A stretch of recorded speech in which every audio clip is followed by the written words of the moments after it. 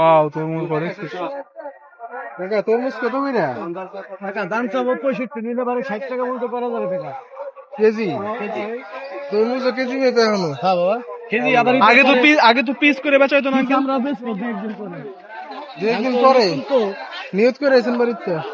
না কেজি শাকিল লেবারে হলো পিস কিনা বুঝে 65 টাকা কেজি তরমুজ যদি বিক্রি হয় বা কি খাবো?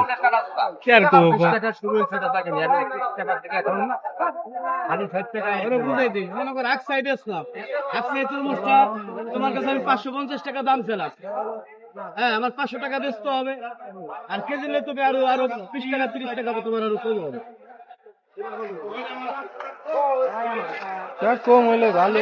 তুমি শুনো তোমার কাছে আমি 500 টাকা জিনিস বেচতো না। আচ্ছা 8 কেজি 10 কেজি তরমুজ এই আগের বছরে 200 টাকা বিক্রি হয়েছে।